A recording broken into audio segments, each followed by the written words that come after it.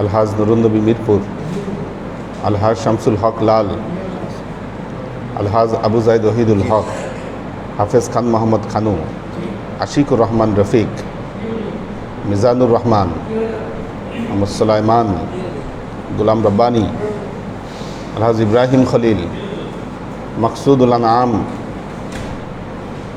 আমিনুল ইসলাম দরবার, মশিউর রহমান, ফখরুল ইসলাম সায়েম, ফরিদুদ্দিন আহমদ শফি, মোহাম্মদ জামাল, জয়নাল আবেদিন, মফিজুল ইসলাম,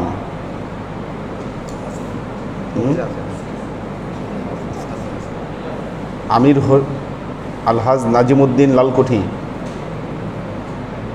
আমির হোসেন লালকুঠি, নুরুল ইসলাম ভুইয়া লালকুঠি, মাসুকুর রহমান মোস্তাজির, তৈয়বুর রহমান, শামসুস সাদিকিন, আশরাফুল আনাম নাইম, আব্দুর রাজ্জাক, শাহরিয়ার আলম মাহিন, কাউসার আলম আলাল, আলহাজ মোহসেন উদ্দাইয়ান, মোহাম্মদ সোহেল, নিচে কি আসাদুজ্জামান দোলন, মনোয়ার নূর মানিক, শহীদুল ইসলাম লালকুঠি, মাওলানা আব্দুল আলিম, আইয়ুব মন্ডল,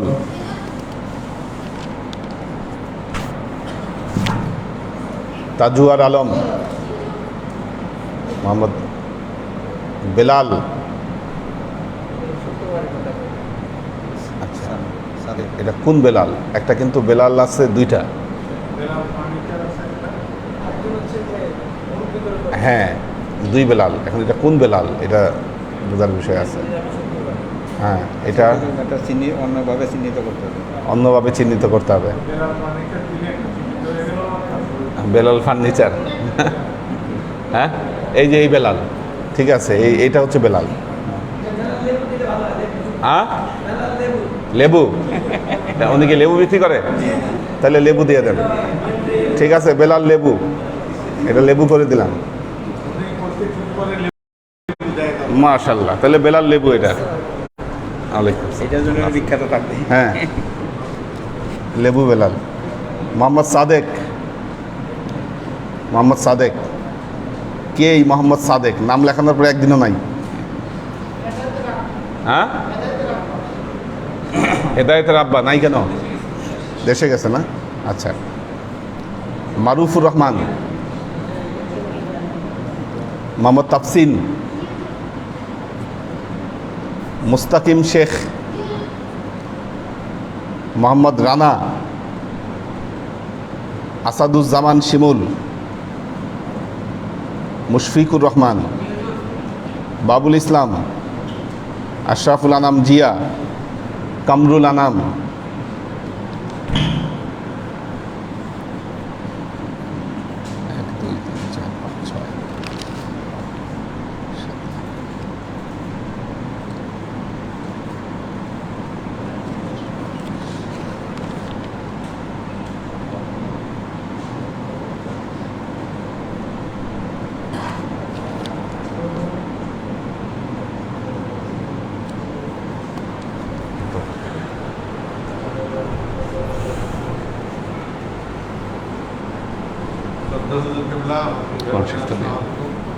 শুক্রিয়া আদায় করি আমাকে খাস করে আল্লাহ সহমতে আল্লাহ আমাকে ক্লাস করার তরফকে করেছেন। আল্লাহর তরফ থেকে এটা একটা বড় নিয়ামত। এই নিয়ামত গভীরতা অবস্থায় যেন আমরা আল্লাহর কাছে বুঝতে পারি, কাছে খাল দেওয়া যায়, আল্লাহ কাজ কামনা করি। এটা একটা বিরল সম্মান আল্লাহর তরফে, কারণ দুনিয়াতে এখন শুধুমাত্র ইগোইস্টিক কথাবার্তা, আর মনে যা চাচ্ছে তা দিয়ে কথাবার্তা, সেটা একদম ক্লাস 1-এর ছাত্র থেকে শুরু করে উপর পর্যন্ত যত লেভেল আসছে তত লেভেল পর্যন্ত সবারই একই বক্তব্য, একই চিন্তা ভাবনা যে আমি যা বলছি এটাই ঠিক। আজকে একজন বলতেছে যে ধারণা করে বলতেছে, আমি বললাম যে ভাই ধারণা করে কোনো কথা বলা, অনুমান করে কোনো কথা বলা নিষেধ আছে। কোথায় নিষেধ? আল্লাহ নিষেধ করছে। বললো যে আপনার যদি না জানে কোনো কথা বলেন, এর কোনো কথাই নেই। আচ্ছা ডাইরেক্ট ওপেন চ্যালেঞ্জ দিলাম। কি বলে? এরকম কোনো কথাই কোরআন শরীফে নেই, আল্লাহ এরকম ধরনের কথা বলতে পারে না। আচ্ছা, আমি তার বললাম যে যাই হোক, আমি আমার হুজুর থেকে শুনেই বলছি, আর কিছু বললাম না। কালকে বা পরের দিন, হ্যাঁ, সূরা হুজুরাতের 12 নম্বর আয়াত, আচ্ছা, ওইটা বলবো ইনশাআল্লাহ, যে আমরা হুজুর থেকে অথেন্টিক সোর্সে শুনি। যেটা বলতেছিলাম, কথা প্রতিপাদ্য বিষয় হলো, আমরা আমাদের ওলি আল্লাহ আদম মুর্শিদ থেকে শুনতেছি, সেটা একটা কোরআন হাদিস থেকে অথেন্টিক জিনিস ইন্ট্রোডিউস করা হচ্ছে আমাদেরকে। হুজুর যখন হুজুরকে যখন ক্লাস করছেন, তখন হুজুর আমরা কিছু হইলে বলতাম, এই জন্না করে কিছু বলবেন না, এইটা আপনি জন্না করে বলছেন। এইভাবে আমি তো অবাক হয়ে গেলাম যে তার নামাজ রোজা পড়ে, দাঁড়িয়ে দাঁড়িয়ে আছে, মারাত্মক অবস্থা। সে বলতেছে না, কেন ধারণা করে বলা যাবে না, ওরা ইয়া বানাইতেছে, মিসাইল বানাইতেছে, আর আপনি বসে থাকবেন, আপনি ধারণা করবেন না যে মিসাইলটা আপনার গাড়ি আসতে হবে। কিন্তু সেটা করবেন আপনি, সেটা তো বলা হয় না। বলা হয়েছে একজনের সম্বন্ধে আরেকজনের সময় ধারণা করে কোনো কথা বলতে না। যাই হোক, যেটা বলতেছিলাম, যে এত বুড়া বয়সে এসে আবার সেরকম একটা চ্যালেঞ্জে পড়লাম। জোয়ান বয়সে একটা চ্যালেঞ্জে পড়ছি রায়ের বাজারে, হুজুর গেছে, হ্যাঁ, আল্লাহ তাকওয়া। ওখানে মসজিদের ইমাম সাহেব, উনি হাফেজ সাহেব, উনি এসে হুজুরের উপরের জামা নিচে পড়ছে। আমরা এই মশলা জানি যে গায়ের জামা টাকনুর নিচে পড়লে অসুবিধা নাই, এটা আমরা ফরিদপুর থেকে জানি হুজুরের সাথে থাকার পর। তো উনি তো চ্যালেঞ্জ, আমি বললাম, ভাই লেবাসের ব্যাপার তো কোরআন শরীফে আল্লাহ বলেই দিচ্ছেন, ভাই কোরআন শরীফের লেবাসের কোনো কথাই নেই। আমি তখন আরেকটা বললাম, আল্লাহ তাকওয়া যালিকা খায়র, এটা বলার পর বললো যে কোথেকে পাইছেন, এটা কিছু কোরআন শরীফে আছে, হাদিস কোরআনে এরকম কোনো কথাই নেই। মসজিদের ইমাম এবং হাফেজ সাহেব বলেন কি, আপনি কী বলতেছেন, আপনি মসজিদের ইমাম সাহেব এই কথা? তাই বললাম তো, কথা বলছি তো বলছি। তারপরে যাই হোক, ওখানে বিচার বসলো, আমাদের চেয়ারম্যান সাহেব, রায়ের বাজারের চেয়ারম্যান হাসান খান, আমাকে বলতেছে যে আপনি এখনও বলেন। ও হুজুরকে বললাম, হুজুর বললো যে হ্যাঁ বসে বসে কোরআন আয়াত দেখায় দাও। আমাকে বললো যে আপনি এখনও বলতেছেন এই কোরআন শরীফে এই আয়াত আছে? আমি তো হ্যাঁ কোরআন শরীফে আয়াত কিন্তু বলতেছি। ওনারা যে গেল, উনি বলে না, এই আয়াত কোরআন শরীফে নাই। এই অডিয়েন্সের ভিতরেও বলতেছে, বা আল্লাহ মায়ের দুনিয়ার বাইরে ওলি আল্লাহর সাথে লাগতে গেলে যে সে সিরিয়াসভাবে আল্লাহ শত্রু হয়ে যায়, এটা সে বুঝতে পারে না। পরে ভিতর থেকে কোরআন শরীফ বানাইলো, মসজিদের ভিতরে, মসজিদের বারান্দায় বসছিলাম আমরা, মসজিদের ভিতর থেকে কোরআন শরীফ এনে ওইটা বাইক করে দেখাইলাম, আর পড়ায় সূরা আরাফের ভিতরে। তখন এটা আমি বললাম, তো উনি কোরআন শরীফ পড়িয়া বলতেছেন, কি তো লেখাই আছে এখানে। চেয়ারম্যান সাহেব বলতেছে, আরে এই, তার নাম ধরে বললো, আপনি এগুলো কী বলতেছেন, কোরআন শরীফে আয়াত বলতেছেন, আপনি বলতেছেন কোরআন শরীফে নাই। তারপরে তো যা হওয়ার হইলই, বহিষ্কার করা হইলো তারা এসে। তো ওই যে যেটা বললাম যে আমাদের মরুম হুজুর কেবলার জালজালিয়াত এত মারাত্মক ছিল যে হুজুর তো পারলে ধরে মারে ওরে। তো এই অবস্থায় তার চাকরি গেল, ইয়ে গেল, সব চলে গেল। তো যেটা বলতেছিলাম, কথাটা হলো যে ওলি আল্লাহ হাদি মুর্শিদ, আমাদের ওলি আল্লাহ হাদি মুর্শিদ কোরআন হাদিস ভিত্তিতে কথা বলেন, ওর বাইরে একটা কথাও বলেন না। যাই বলতেছেন, সকল যেটা বলবো যে মঙ্গলবারের ওয়াজের মধ্যে হুজুর যে বললেন সকর্ম আর বিকর্ম, এই দুইটা বাংলা শব্দ মনে হয় যে আমাদের কাছে নতুন লাগলো। আমরা এই বাংলা শব্দ শুনি নাই। আমার ছোটো ভাই বাংলার মাস্টার আছে, সেও শুনছে কিনা সন্দেহ আছে। তো এই যে জ্ঞান, এটাকেই বলা হয় যে প্রজ্ঞাত, এটাকে বলা হয় প্রজ্ঞা। একটা হলো জ্ঞান, একটা হলো প্রজ্ঞা। প্রজ্ঞাটা কি? জ্ঞান যেটা অর্জিত হইলো, সেই জ্ঞানটা চর্বিত চর্বণ করে নিজের ভিতরে ধারণ করার পরে উনি প্রজ্ঞাবান হয়ে যান। তো আমরা আল্লাহর খাস দেয়, আল্লাহর খাস রহমত আমাদের ওলি আল্লাহ দিবসের যে কোনো অবস্থায়, যে কোনো অবস্থানে, যেমন আমরা ইয়ে থেকে আসতেছিলাম, জামালপুর থেকে আসতেছিলাম, হুজুর একটা বিশেষ মিটিংয়ে চিফ গেস্ট হয়ে আসেন। হুজুর গাড়ি এক পাশে থামাইলেন, রাস্তার এক পাশে গাড়ি থামায়, ওখানে উনি ক্লাস নিয়ে নিলেন, মানে বক্তব্য প্রদান করলেন। ওরা সেই বক্তব্যটা রিসিভ করে কাস্ট করে দিল, গাড়ির মধ্যে থেকে বলতেছে। এবং একটা পর্যায়ে ওরা বললো যে আপনি বোধহয় কোনো মাহফিলে আছেন, বা কিছু আশেপাশে দেখা যাচ্ছে অনেকে ধন্যবাদ ব্যক্তি, আমাদের তো পিছিয়ে লাইট ধরতে আমাদেরকে দেখা যাচ্ছে, আমি নই ভাই নাকি আর কে জানি, শামসু ভাই এভাবে ছিল। তো ওনারাই গেস করে বললো যে আলহামদুলিল্লাহ, ঠিক আছে, আপনি যে সময় দিলেন এটা আমার শুধু এক্সাম্পল বলে গেল, আল্লাহ খাস রহমত, আল্লাহ খাস দয়া।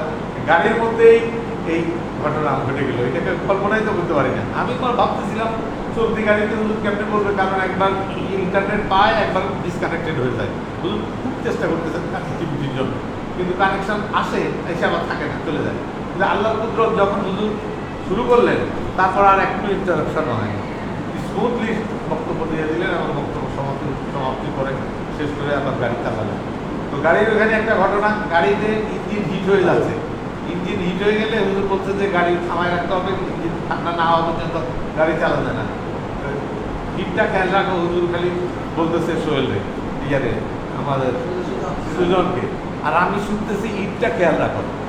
আমি খালি মাথা পটিনে গেছে, ইট কোথায় লাগাইছে গাড়ির মধ্যে, ইটের খেয়াল রাখতে হবে। তা মাথায় ধরতেছে না, আর আতঙ্কে আমার যে বাইরে যাচ্ছে যে ইটটা কোন সময় ফ্লাশ করে বাইরে যায়, তাই তো মনে হয় সিরিয়াস অবস্থা, এই জন্য বোধ হয় বলতেছে ইটটা খেয়াল রাখো। আমি হুজুরের কথাটা তো শুনতেছি না, পরে যখন হুজুর বলতেছে যে আল্লাহর খাস নাও, এখানে আমরা যে কটা ইয়াতে যাচ্ছি সিএনজি নাই, সিএনজি পাওয়া যাচ্ছে না, এরকম করে একটার পর একটা আমাদের তেলও শেষ হয়ে যাচ্ছে, সিএনজিও শেষ হয়ে যাচ্ছে, যাবো কেমনে। হুজুর বলতেছে ইনশাল্লাহ আল্লাহ আমাদের জন্য সুন্দর ব্যবস্থাপনা রাখছেন, যেখানে আমরা সুন্দরভাবে যাব এবং আমাদের জন্য তেলের পাম্প রেডি হয়ে বসে আছে। তা হুজুরের কথা তো বিশ্বাস হইল যে আলহামদুলিল্লাহ, চিন্তা নেই, এখন আর টেনশন করে লাভ নেই, যে কোনো চান পাবোই। ঠিকই যাতে সব নাই নাই নাই নাই, হুজুর বললো যে ডাইন পাশে যাও, তোদের কি এটা ডাইন পাশে যায়, দেখি ওরা দাঁড়ায় দাঁড়ায় কথা বলতেছে, কোনো কাস্টমার নাই, কেউ নাই, গাড়িও নেই, কিছু নেই। আমি তো ভাবছি তেলও নেই, তেল নাই দেখে বলে এরা গল্প করে, সিএনজি নেই। পরে ইশারা দিল সুন্দর, হ্যাঁ বললো মনে খুলে সুন্দরভাবে আমরা নিয়ে একদম যেইভাবে হুজুর বলছেন সেইভাবে আমরা গ্যাসগুলো নিলাম, এবং পুরা ট্যাঙ্কি। আশ্চর্য কি, আরও আশ্চর্য, সবখানে যাওয়ার সময় নিয়েছি 417 টাকা, 468 টাকা, এরকম করে ইয়া দিয়ে গ্যাস দিয়ে আমরা ভরছি। এখানে এসে প্রেশার এত বেশি, 698 টাকার গ্যাস আমরা পাইলাম প্রেশারের কারণে। তো এই যে স্মুথলি আমাদের সব কিছু হয়ে গেল, কারণটা কি? কারণটা হলো তওয়াক্কুল তো আল্লাহ। হুজুর আল্লাহর উপর তওয়াক্কুল করছেন এবং তওয়াক্কুল করে সেই তওয়াক্কুলটা আমাদের কাছে ইন্ট্রোডিউস করছেন। আমরা ইনশাআল্লাহ হুজুরের কথা থেকে আতঙ্ক চলে গেল এবং আমরা নিশ্চিত হয়ে গেলাম ইনশাআল্লাহ হুজুর যখন বলছেন আল্লাহ দয়া, আল্লাহর রহমত আসবে। এই জিনিসটা অর্জন করার জন্য আমরা দরবারে আসি। দরবারে এসে আমাদের ওই আল্লাহ জগৎ কেন নেই, ওনার বক্তব্যটা যেন আমি হৃদয়গ্রাহী করতে পারি না, আমার ভিতরে ঢুকে দিতে পারি। যেটা হুজুরের স্যাররা, 3জন স্যার আসছিলেন, ওনারা দেখলেন যে আমরা কীভাবে আমাদের ওই আল্লাহ মুর্শিদের বক্তব্যকে গ্রহণ করি। পিন অফ সাইলেন্স হিসাবে আমরা সব বক্তব্যটা নিতেছিলাম, এটা থেকে স্যাররা বসে দিয়েছেন। তারা জানেন যে অডিয়েন্সের সাইলেন্স এটা একটা মারাত্মক অ্যাচিভমেন্ট। বক্তার প্রতি যদি অনুরক্ত না হয়, অডিয়েন্সে গোলমাল করে, কথাবার্তা বলে, বিশ্বাস করে, হুইসপারিং করে, সেটা না হওয়াটাই একটা বড় জিনিস। তো আমাদের ওই আল্লাহ মুর্শিদ যে বক্তব্য দেন, আল্লাহর খাস রহমত মানুষ এত সুন্দরভাবে ক্যাচ করে যে ফিস ফিস কথাবার্তা বলবে, সেটার কোনো চিন্তা ভাবনাই নেই, কোনো সুযোগই নেই। আমরা যেন সেরকমভাবে পিন অফ সাইলেন্স অবস্থায় সারাক্ষণ হুজুরের বক্তব্যগুলো দিতে পারি এবং বক্তব্য দেওয়ার আগে যে টাইমটা হুজুর দেন, ওই টাইমের আগে যেন আমরা দরবারে এসে বুঝতে পারি হুজুর কাছে কাজ দেওয়া চাই, আল্লাহর কাছে কাজ কামনা করি। উনি আল্লাহ মুর্শিদের খেদমত এবং দরবারে খেদমত করতে করতে মুসলমান হিসেবে করা যেতে পারি, এ দোয়া চাই। আলহামদুলিল্লাহ الحمد لله نحمده ونستعينه ونستغفره ونؤمن به ونتوكل عليه ونعوذ بالله من شرور أنفسنا ومن سيئات أعمالنا من يهد الله فهو المهتدي ومن يضلل فلن تجد له وليا مرشدا فنشهد أن لا إله إلا الله وحده لا شريك له ونشهد أن سيدنا وسندنا ونبينا محمدا صلى الله عليه وسلم الذي أرسله الله بالحق بشيرا ونذيرا وداعيا إلى الله بإذنه وسراجا منيرا. وقال الله تعالى في كلامه المجيد وفرقانه الحميد ما كان محمد أبا أحد من رجالكم ولكن رسول الله وخاتم النبيين وكان الله بكل شيء عليما. إن الله وملائكته يصلون على النبي ইয়া আইয়ুহাল্লাযীনা আমানু সাল্লু আলাইহি ওয়া সাল্লিমু তাসলিমা সাল্লাল্লাহু আলা মুহাম্মাদ সাল্লাল্লাহু আলাইহি ওয়া সাল্লাম সাল্লাল্লাহু আলা মুহাম্মাদ সাল্লাল্লাহু আলাইহি ওয়া সাল্লাম সাল্লাল্লাহু আলা মুহাম্মাদ সাল্লাল্লাহু আলাইহি ওয়া সাল্লাম। আল্লাহর আশিক ও সালেক বৃন্দ, সূরা আহজাবটা অনেক গুরুত্বপূর্ণ। আসলে আদবের ব্যাপারে, আকীদার ব্যাপারে সূরা আহজাব গুরুত্বপূর্ণ একটি সূরা। চশমা আমরা সূরা আহজাবের 7 নম্বর আয়াত তেলাওয়াত করছিলাম। ওয়ালাকিন্নাল্লাহা হাব্বাবা ইলাইকুমুল ঈমান ওয়া যায়্যানাহু ফি কুলুবিকুম। আল্লাহ তাআলা ঈমানের প্রতি একটা ভালোবাসা তোমাদের কলবে, হৃদয়ে সুবিন্যস্ত করে দিয়েছেন। এ কথাটি আমরা আমাদের নবীর কথা থেকে সুস্পষ্টভাবে জানতে পারি। লা ইউমিনু আহাদুকুম হাত্তা আকুনা আহাব্বা ইলাইহি মিন ওয়ালিদিহি ওয়া ওয়ালাদিহি ওয়ান নাসি আজমাইন। তোমরা ততক্ষণ পর্যন্ত ঈমানদার হতে পারবে না যতক্ষণ পর্যন্ত আমি মুহাম্মদ মুস্তাফা সাল্লাল্লাহু আলাইহি ওয়াসাল্লাম তোমাদের কাছে তোমাদের পিতা মাতা, ভাই বোন, আত্মীয় স্বজন, এমনকি দুনিয়ার তাবৎ মানুষের চাইতে প্রিয় না হব। আল্লাহর নবীর এই ভালোবাসাকে অন্তরে স্থান দিতে হলে 3টা জিনিস আপনার অন্তর থেকে বের করে দিতে হবে।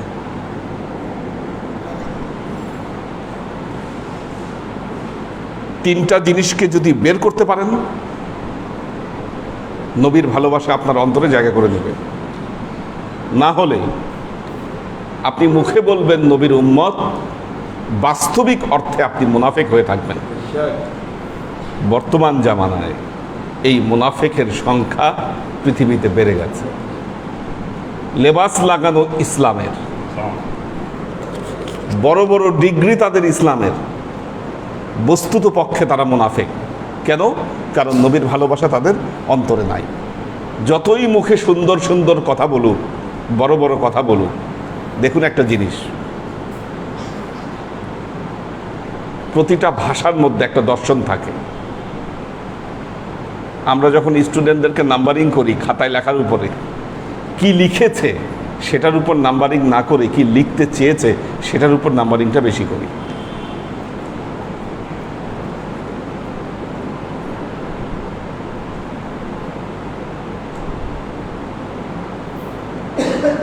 স্টুডেন্টদেরকে যখন বলি তোমরা দাঁড়াও আমি আসছি, তার মানে কি? দাঁড়িয়ে থাকতে বলিনি, অপেক্ষা করো।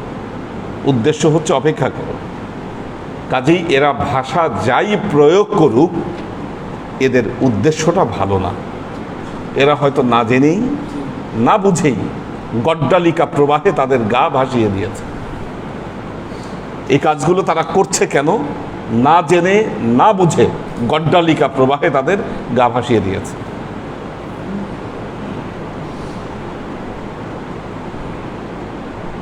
দেখুন,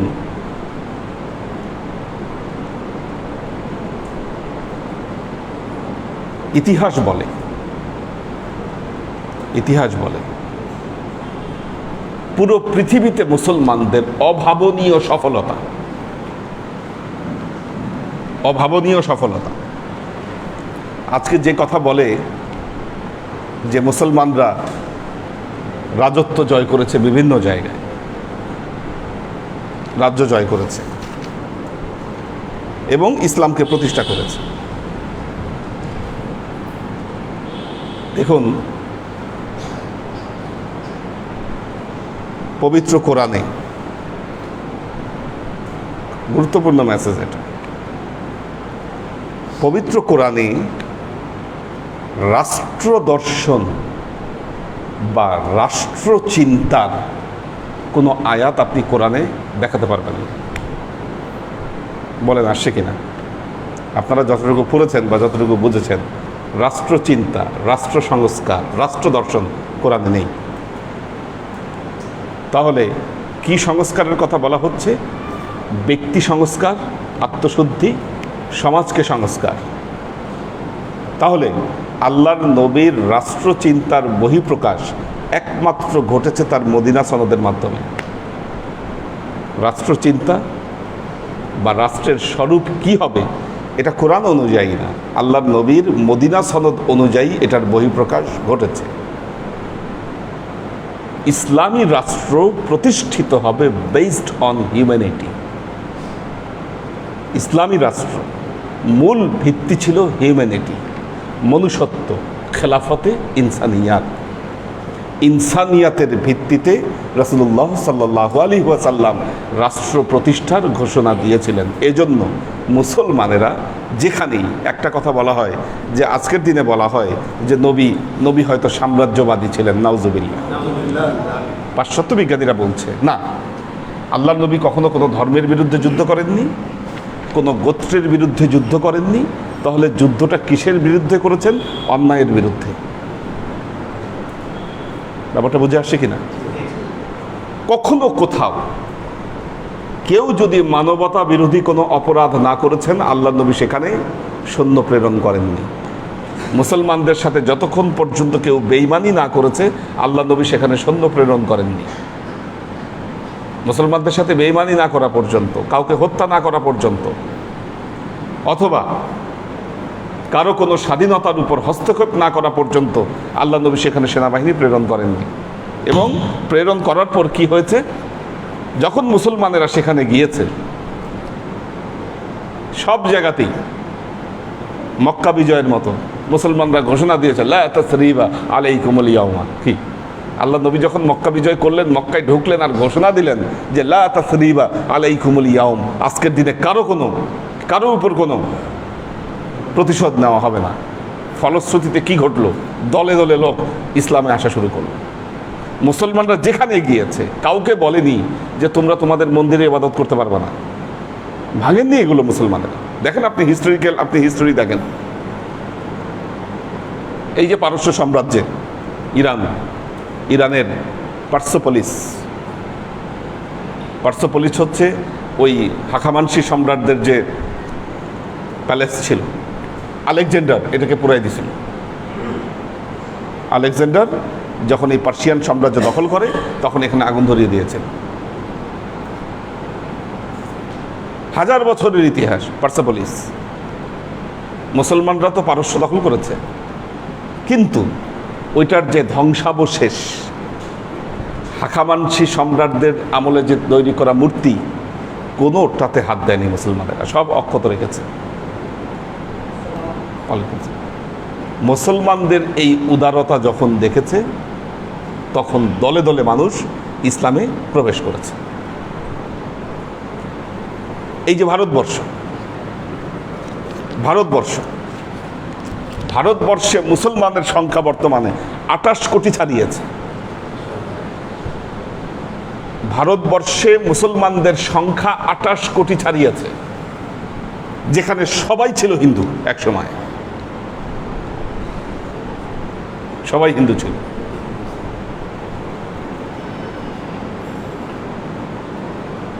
এই 28 কোটি হিন্দুকে একে একে ধরে তলোয়ারের ভয় দেখায় কি মুসলমান করা হয়েছে? কখনো না। তাহলে কিভাবে হলো? যে ধর্ম, এখানে হিন্দু ধর্ম শিক্ষা করতে পারত একমাত্র ব্রাহ্মণরা।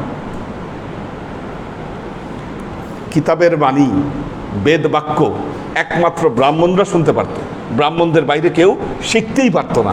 নারীদের তো শেখার প্রশ্নই আসে না, মেয়েদের তো শেখার প্রশ্নই আসে না। এরপর যারা নিম্ন শ্রেণী, ব্রাহ্মণের পর ক্ষত্রিয় যারা, এরা যুদ্ধ শিখতে পারত। নিম্নবর্ণীয় যারা, এরা তো কিছুই করতে পারে, খালি ক্ষেত খামারে কাজ করবে এবং অন্য ধর্মের মানুষের ছোঁয়া লাগলে এদের ধর্ম নষ্ট হয়ে যায়। ঝুঁটা খাইলে ধর্ম নষ্ট হয়। যেই ধর্ম লজ্জাবতী পাতার মতো ধরলেই নষ্ট হয়ে যায়, ভঙ্গুর হয়ে যায়, এই ধর্ম কতদিন টিকতে পারে বলেন? তার মানে কি, হিন্দুরা এখানে যা কায়েম করেছিল এগুলো ধর্ম ছিল না, এগুলো ছিল কুরীতি। কুরীতি কুরীতি এক জিনিস, ধর্ম আরেক জিনিস। ধর্ম আল্লাহর তরফ থেকে প্রদত্ত, আর কুরীতি মানুষের বানানো। কাজেই মনে রাখবেন, আমরা যদি সত্যিকার অর্থে আল্লাহর নবীর সুন্নাহকে পরিত্যাগ করি, সত্য ধর্ম আল্লাহ কর্তৃক প্রদত্ত যে ধর্ম, এইটাকে পরিত্যাগ করে আমরা যদি কুরীতি প্রতিষ্ঠা করি, সেটা বেশি দিন টিকবে না। সতর্ক হতে হবে আমাদের, ফাইন্ড আউট করতে হবে কোনটা কুরীতি আর কোনটা ধর্ম। কোনটা ধর্ম? আল্লাহর আশেক ও সালেক বৃন্দ, কথা একটু বেশি গভীরে চলে গেছে। বাস্তবতা হচ্ছে এখানে কেন আজকে এটা ক্লাসের সাথে সম্পৃক্ত। তিনটা জিনিস অন্তর থেকে বের করে দিতে হবে। ওয়াকাররাহা ইলাইকুমুল কুফরা, কুফর নবীর বরত্ব, নবীর বরত্ব, নবীর গরিমা, নবীর মহিমা প্রকাশ করতে কৃপণতা করা যাবে না। কি আপনি বাড়াই বলেন না? আরো কি বাড়াই বলতে সমস্যা আছে? পৃথিবীতে যখন মানুষের তেল মারেন আপনি, কি আপনি যখন দুনিয়ার মানুষকে দুনিয়াবি কোনো ধান্দায় যখন আপনি তেল মারেন, তখন তো একটুও কমায় মারেন না? কি নবীর ক্ষেত্রে তো কৃপণতা কেন? পৃথিবীর কোনো মানুষের প্রশংসায় কৃপণতা করা হয় না, নবীর ব্যাপারে একটু প্রশংসা করলে গায়ে আগুন ধরে যায়। কি বলে? বেদাত, শিরক। কিতাবে নাই, বলা যাবে না। কেন? বললে কি হবে? ওই যে ধর্ম নষ্ট হবে। নাউজুবিল্লাহ। কি এ নবীর উম্মত? নবীকে যদি আপনি উচ্চকিত না করতে পারেন, নবীকে যদি আপনি উপরে উঠাইতে না পারেন, দেখবেন এদের সমস্ত কথাবার্তার মধ্যে নবীর মর্যাদাকে তারা উপরে উঠাতে দিতে চায় না। তার মানে কি, তাদের যে কথা, তাদের যে উদ্দেশ্য, তাদের যে বক্তব্য, এটার উদ্দেশ্য হচ্ছে নবীকে খাটো করা, নবীকে খাটো করা। অন্য কোন ধর্মের মানুষ তো এরকম করে না। বলেন পৃথিবীতে কোনো উম্মত আপনি পাবেন, কোন নবীর উম্মত পাবেন কিনা যেই নবীর উম্মত তার নবীর বরত্ব এবং গুরুত্ব প্রকাশ করে না? দেখাতে পারবেন? কি তারা তো এটা নিয়ে মারামারি করে না? মুসলমানরা এটা নিয়ে মারামারি পর্যন্ত করে। চিন্তা করে দেখেন। সরল সোজা মানুষ কি করবে বলেন? জেনারেল শিক্ষিত মানুষ, এদের তো কিছু করার নেই, এরা তো জানে না আসলে কিছু। ফতোয়া দিচ্ছে ঈদে মিলাদুন্নবী পালন করা যাবে না, বেদাত, ভয়ঙ্কর গুনাহ হবে ঈদে মিলাদুন্নবী পালন করলে। ঈদে মিলাদুন্নবী পালন করলে কি হবে? ভয়ঙ্কর গুনাহ হবে, ধর্ম নষ্ট হবে। কি শেষ হয়ে যাবেন?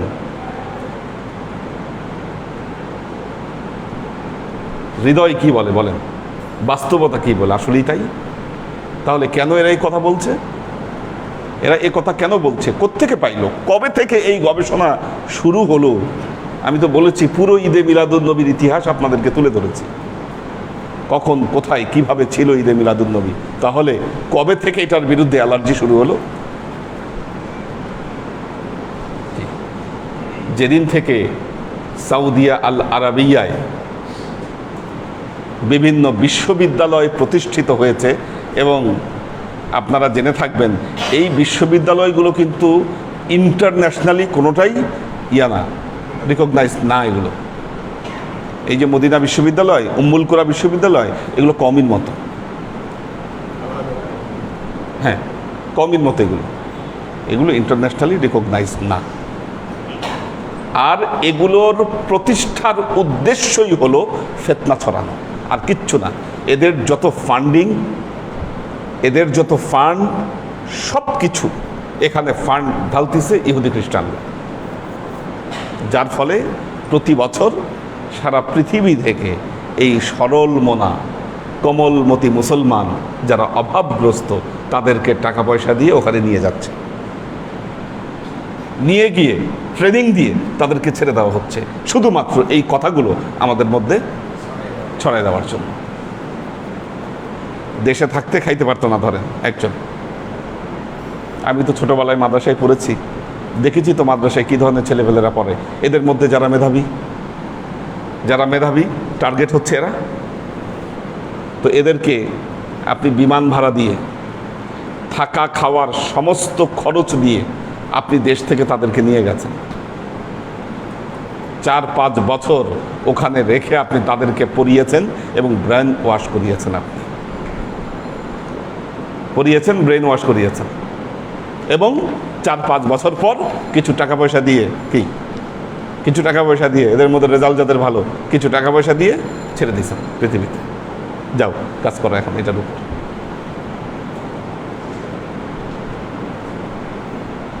যে কারণে আমাদের মধ্যে এই ফিতনাগুলো আসছে এবং আমরা কুফরিতে ডুবে যাচ্ছি,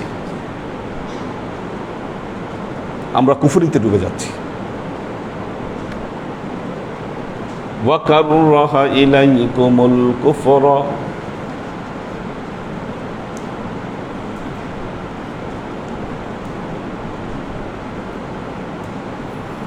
ঈদে মিলাদুন্নবী ইনশাআল্লাহ সামনের বছর থেকে আরো বড় করে করব।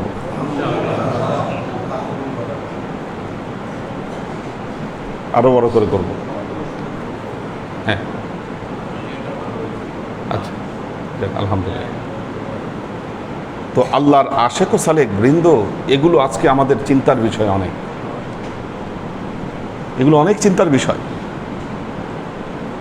আমরা ভয়ঙ্কর সময়ের মধ্যে দিয়ে যাচ্ছি।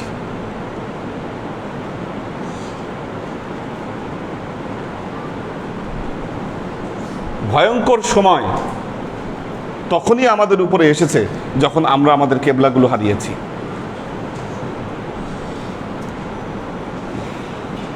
আপনি মুসলমান, আপনি আজকে নিশ্চিন্ত হয়ে বসে আছেন। কিভাবে আপনি নিশ্চিন্ত হয়ে বসে থাকেন যখন বাইতুল মুকাদ্দাস আপনার হাতছাড়া? বলেন, আপনি তো মনে করছেন যে ইসলাম, তাহলে এই যে ইসলামের এত কাজ করতেছে এনারা, কি এই যে মাদানি, আজারি, এনারা যে এত এত এত মাক্কি, এনারা যে পৃথিবীতে এত প্রডিউসড হচ্ছে, সারা পৃথিবীতে কাজ করছে, লাভের লাভ কি হচ্ছে? কি বাইতুল মুকাদ্দাসের পক্ষে তো কেউ কথা বলে না। আপনি কিভাবে নিশ্চিন্ত হয়ে বসে আছেন যখন আপনার কেবলা ভূমি আপনার হাতছাড়া হয়েছে? কি ব্রিটিশ উপনিবেশ ওইটার পাশে গড়ে উঠেছে? আপনি কিভাবে নিশ্চিত যখন আপনার বাইতুল্লায়, প্রধান কেবলায় আমেরিকান বাহিনী ওখানে ঘাঁটি গেড়েছে? আর এদের মদের পিপাসা মিটানোর জন্য প্রতি বছর সৌদি আরবে পৃথিবীর সবচাইতে 1 নম্বর ওয়াইন ইম্পোর্টেড কান্ট্রি হচ্ছে এখন সৌদি আল আরাবিয়া। বিশ্বাস করেন এটা? বিশ্বাস হয় এই কথা শুনলে? তাহলে আপনি কিভাবে ইসলাম এদের হাতে দিয়ে আপনি নিরাপদ হয়ে বসে আছেন? বাস্তব তথ্য দিচ্ছি। পৃথিবীর হায়েস্ট ওয়াইন ইম্পোর্টেড দেশ হচ্ছে সৌদি আল আরাবিয়া। কেন? তার প্রধান ভোক্তা হচ্ছে এই আমেরিকান বাহিনী।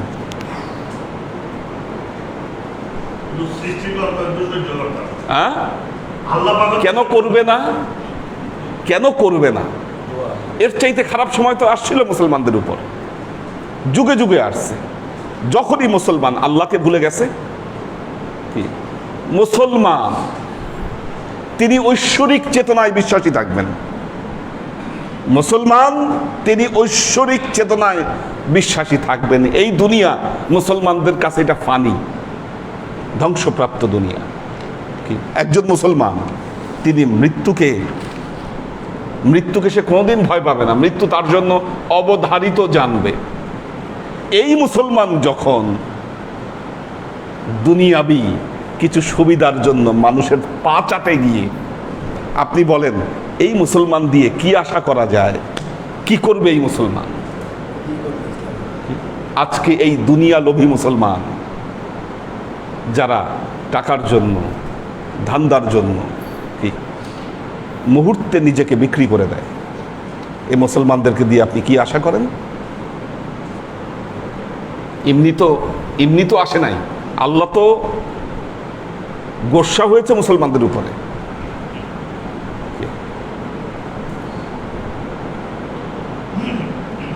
আল্লাহর আশেক ও সালেক বৃন্দ, ওই যে সমাজ সংস্কারের কথা বললাম, আর নিজের আত্মশুদ্ধি, এটাকে যদি আপনি নিজে গড়ে তুলতে পারেন, মুসলমানদের গৌরব আবারও ফিরবে। কাজেই প্রথম যে জিনিসটা মনে রাখবেন, ইমানকে যদি তাজা করতে হয়, নবীর গুণগান করেন। যত বাড়ায় করেন কি, এখানে কিপটামি করা যাবে না, কি কৃপণতার কোনো সুযোগ নেই।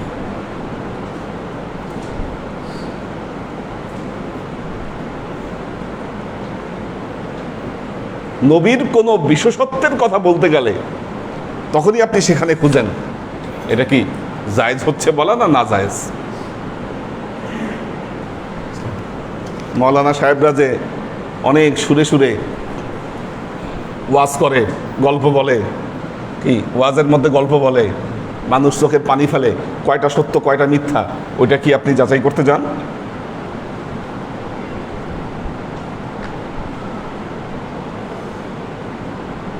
আল্লাহর আশেক ও সালেক বৃন্দ, ওয়াকাররাহা ইলাইকুমুল কুফরা ওয়াল ফুসুক, দ্বিতীয় বিষয়টি খুব মারাত্মক,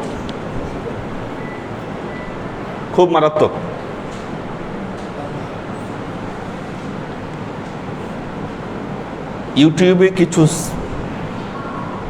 চ্যানেল আছে, ফেসবুকে কিছু পেজ আছে। এই সমস্ত পেজে আল্লাহর নবীর যত নেগেটিভ দিকগুলো আছে, বক্তারা বর্তমান সময়ে যেই জিনিসগুলোকে তুলে ধরলে নেগেটিভিটি প্রকাশ পাবে, এই নেগেটিভিটিগুলো সেখানে প্রকাশ করা হচ্ছে।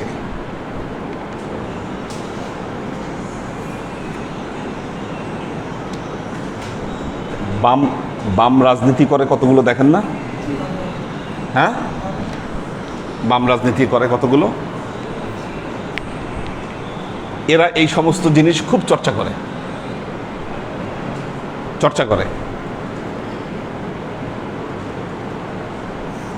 আর বাংলাদেশে কতগুলো আতেল বাতেল পাগল ছাগল আছে মুসলমানদের মধ্যে।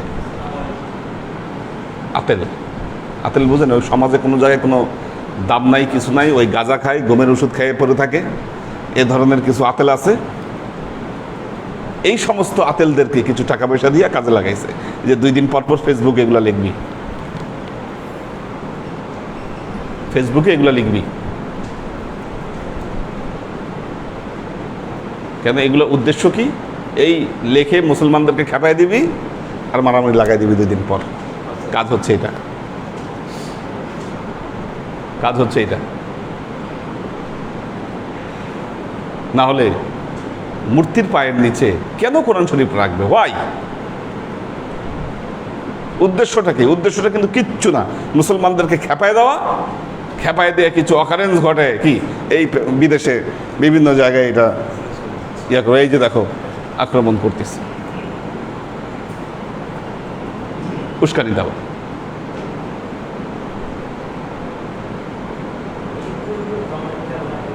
হ্যাঁ, তো আল্লাহর আশেক ও সালেক বৃন্দ, দেখেন সেগুলো জায়গায় কি বলা হয়, সেগুলো জায়গায় 2-1টা উদাহরণ এবং এর জবাব আপনাদের জানা দরকার। একটা হলো, আল্লাহর নবী এতগুলো বিয়ে করছে কেন? দেখবেন এটা ওই সমস্ত সাইডের বা এই সমস্ত ব্যক্তিদের মানে আলোচনার মূল বিষয়বস্তু হলো এগুলো। আর যারা এগুলো আলোচনা করে অধিকাংশের ঘর সংসার নাই, ওদের কিন্তু ওই বউ চলে গেছে নাই।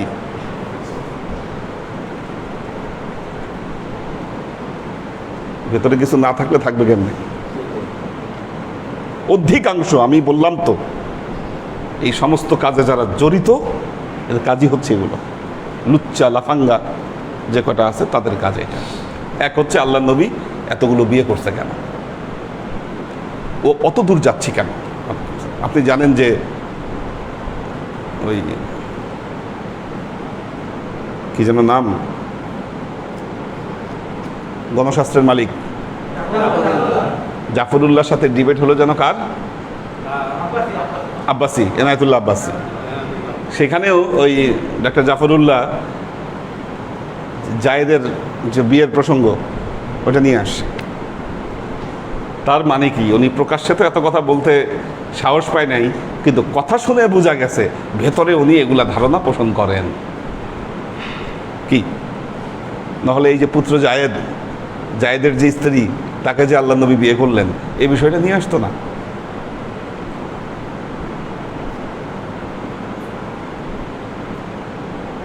ঘটনাটা ঘটেছে, বহু বিবাহের ঘটনা আল্লাহ নবীর। কত বছর আগে ঘটেছে? হ্যাঁ, 1450 বছর আগে। ওই সময়ে পৃথিবীর কোনো পুরুষ একটা বিয়ে করত না। ভেতরে সমস্যা না থাকলে একটা বিয়ে কেউ করত না, কেউ করে নাই, কেউ না।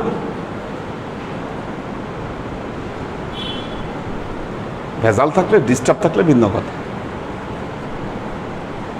হযরত সুলাইমান আলাইহিস সালামের কয়জন ওয়াইফ ছিল? 1000 ওয়াইফ। 1000 ওয়াইফ ছিল। হযরত মুসা আলাইহিস সালাম একসাথে তো 2 বোনকে বিয়ে করলেন। তাও এটা জীবনের একটা পর্যায়ে একটা ঘটনা, পরবর্তীতে আরো পাওয়া যায়। কিন্তু আল্লাহর নবী যে বিয়েগুলো করেছেন, বলেন তো কয়টা কুমারী মেয়েকে বিয়ে করছেন আল্লাহর নবী? অনলি একজন ছিলেন কুমারী। যদি মনের লালসা মেটানোর জন্য বিয়ে করতেন, তাহলে সবগুলাই আল্লাহর নবী কুমারী মেয়েই বিয়ে করতেন।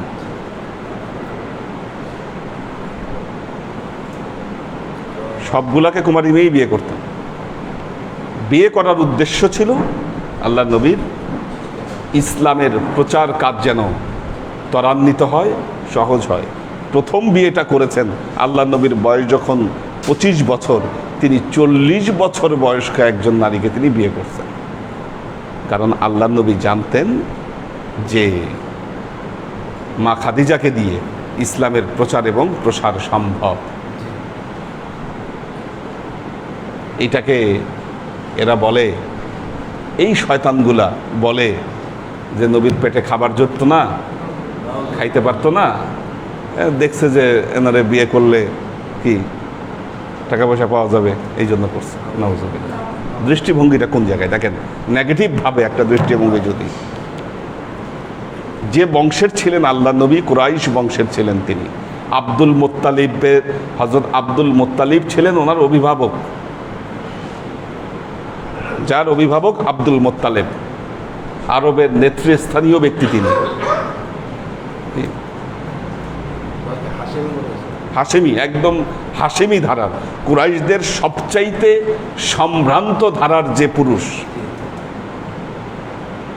আর আল্লাহ নবীর জন্য সবাই পাগল ছিল।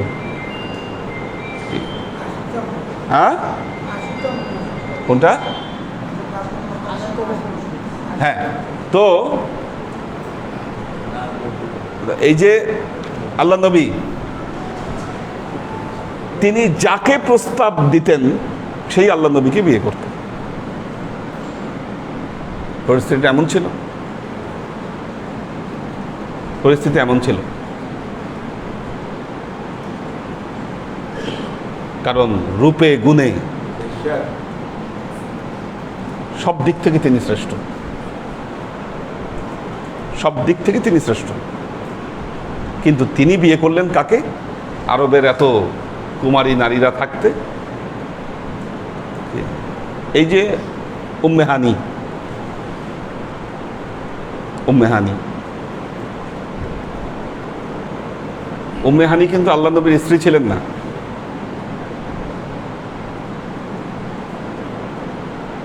যারা আল্লাহ নবীর রূপ নিয়ে প্রশংসা করেছেন, হাদিস বর্ণনা করেছেন, তার মধ্যে একজন ছিলেন উম্মে হানি।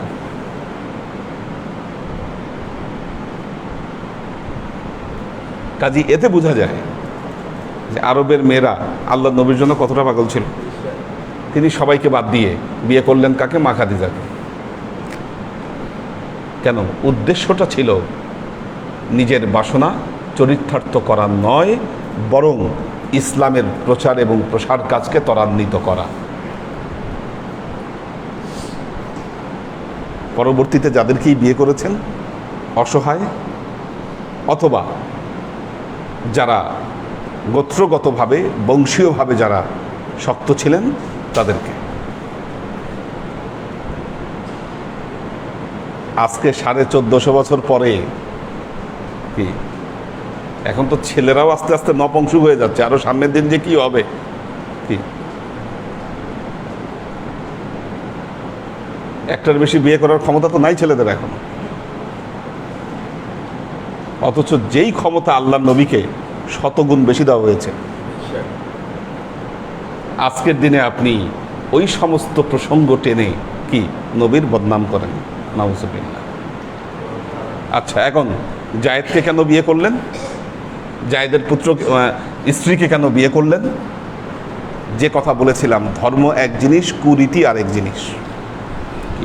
একটা কুরীতিকে ভাঙার জন্য মোহাম্মদ মুস্তাফা সাল্লাল্লাহু আলাইহি ওয়াসাল্লাম বিয়ে করেছেন জায়েদের স্ত্রীকে, কারণ জায়েদ ছিলেন আল্লাহ নবীর পালক পুত্র।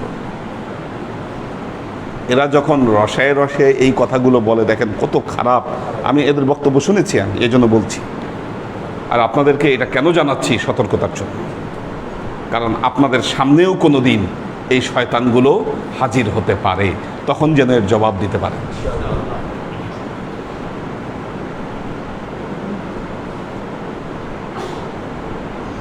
ওই সময়ে আরবদের ওই যুগে পালক পুত্র কি, ইসলাম বলছে পালক পুত্র পালক মেয়ে কি, এগুলোর কোনো ভিত্তি ইসলামে নাই, হবে না, এগুলো নট গ্রান্টেড। অন্যের বাবার নামে পরিচিত হওয়া বা অন্যের সন্তানকে অন্য কারো নামে পরিচিত করা, এটা ইসলামে নিষেধ করা হয়েছে, এটা চলবে না। খুব কঠোরভাবে এই নির্দেশনা দেওয়া হয়েছে। কোরআনে অসংখ্য আয়াত এসেছে এগুলো ব্যাপারে। হ্যাঁ, তো এবং একটা দিক নির্দেশনা দেওয়া হয়েছে কাদেরকে বিয়ে করা যাবে এবং কাদেরকে যাবে না।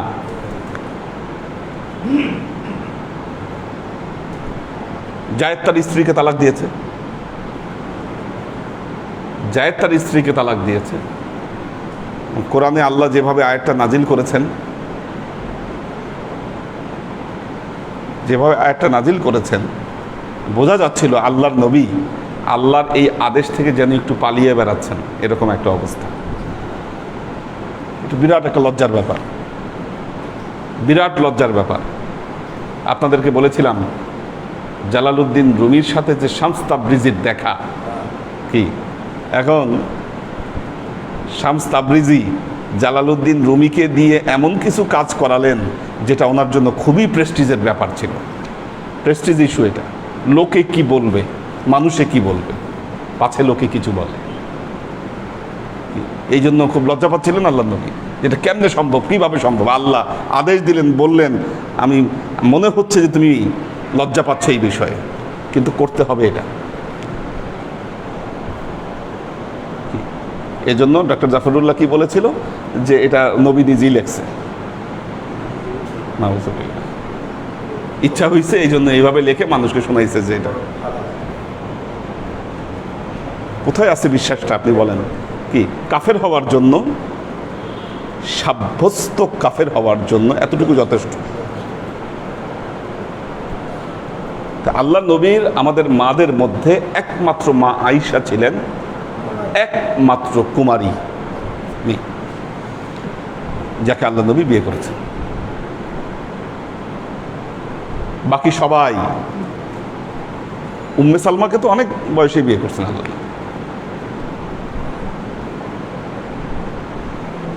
খুব সম্ভ্রান্ত মহিলা ছিলেন উম্মে সালমা। হ্যাঁ, বিয়ে করছেন। হ্যাঁ, ওমর রাদিয়াল্লাহু তাআলা আনহুর মেয়েকেও বিয়ে করছেন। তো এইভাবে আল্লাহ নবী বিশেষ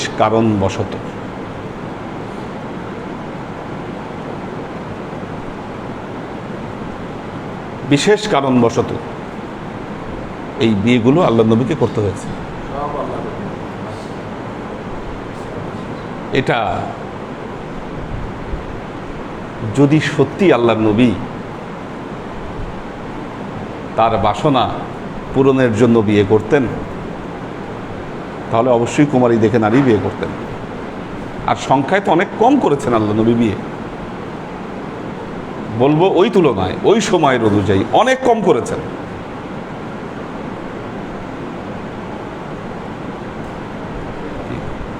আরবদের সংখ্যায় বিয়ে তো আগে, ওই যুগের আগে 20-25টার মতো করত।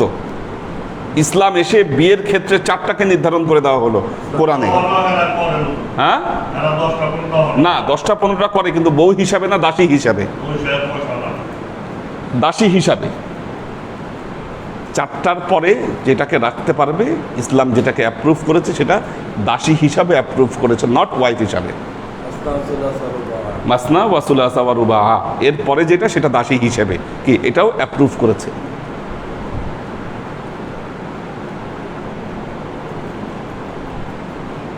সেই হিসাবে আল্লাহ নবী অনেক কম করছেন, যেখানে হযরত সুলাইমান আলাইহিস সালামের 1000। দ্বিতীয়ত, আপনি যদি ইমানদার হন, আপনি ইমানদার, ভেতরে এই ইতমিনান আপনার থাকতে হবে, নবী যা করেছেন অবশ্যই তিনি ঠিক করেছেন, তিনি ভালো করেছেন, জগতের দৃষ্টিতে হোক সেটা যত খারাপ। এই ঈমান যদি আপনার ভেতরে না থাকে, আপনি নবীর উপর ঈমানদার হতে পারবেন না। ওটাই দিন, ওটাই ধর্ম। নিঃসন্দেহে এই বিশ্বাসটা নবীর উপর আপনার আনতে হবে। এটাই আল্লাহ বলতে চাচ্ছেন, ওয়া কাররাহা ইলাইকুমুল কুফরা ওয়াল ফুসুকা। কোন ফুসুকি ধারণা আনবেন আপনি?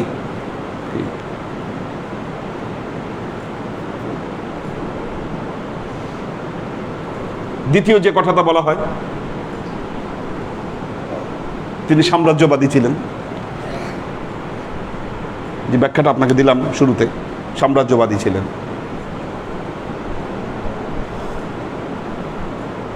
বদরের যুদ্ধ কারা আগে সেনাবাহিনী নিয়ে আসছে? কাফেররা। এইভাবে উহুদ, খন্দক, ওরা চড়াও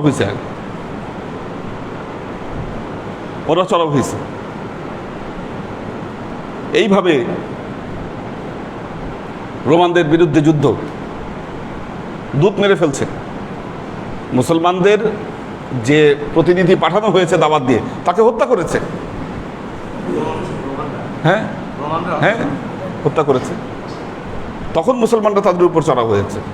এই যে সিলেটে গৌর গোবিন্দ যদি বোরহান উদ্দিনের হাত কেটে না দিত, আর তার শিশুপুত্রকে যদি হত্যা না করতো, মুসলমানরা তো আসতো না এখানে।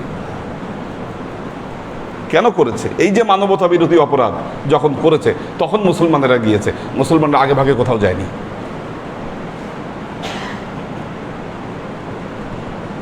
প্রতিটা ঘটনার পেছনে ইতিহাস আছে।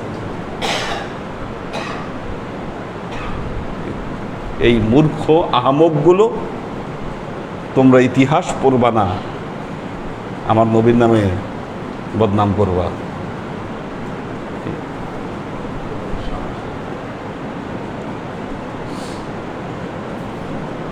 নবী গরিব ছিল, খাইতে পারতো না, এই সমস্ত কথাবার্তা যে বলা হয়, এগুলো নবীর মান মর্যাদা ক্ষুণ্ণ করার জন্য। আচ্ছা, নবী বলে পাথর বাঁধতো পেটের মধ্যে খিদা লাগলে। আচ্ছা, খিদা লাগলে যদি পেটে পাথর বাঁধেন, কি আপনার কি অবস্থাটা হবে? আরো আপনি বলেন, হ্যাঁ খিদা আরো বাইরে যাওয়ার কথা না, আপনার লাগছে খিদা, তো পেটে আপনি পাথর বাইন্দে যদি হাঁটেন তারপরে কি অবস্থা হওয়ার কথা বলেন? ওইটা নিয়ে দাঁড়ানোই তো কঠিন, তো পাথর বান্ধ মানে কি?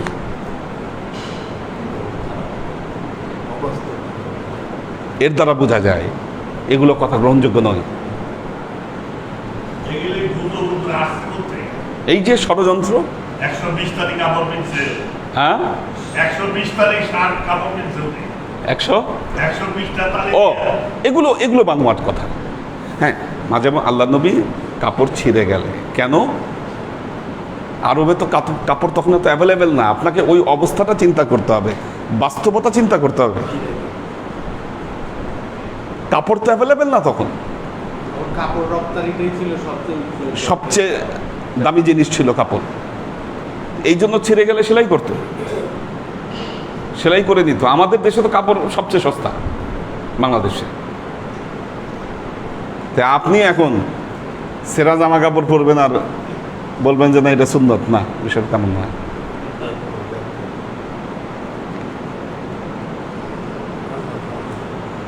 আল্লাহ নবীর বাকি সুন্নতগুলো দেখেন, সবসময় পরিষ্কার পরিচ্ছন্ন ধবধবে জামা কাপড়, পারফিউম ইউজ করতেন, কি পরিপাটি সবসময় থাকতেন আল্লাহ নবী। কাজেই মনে রাখবেন, যদি কোনো ধরনের ফুসুকি চিন্তা নবীর ব্যাপারে আসে, আপনি কাফের বলে সাব্যস্ত হবেন, আপনি কাফের বলে সাব্যস্ত হবেন। যদি কোনো নেগেটিভ কথা শুনেন, এটার পেছনে সূত্র অনুসন্ধান করতে হবে, বিষয়টা আসলে কি ঘটেছে, কি ছিল আসলে।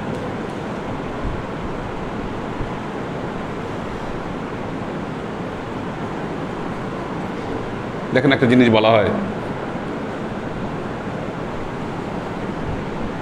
আল্লাহ কোরআনে বলেছেন, কোরআন দেখেন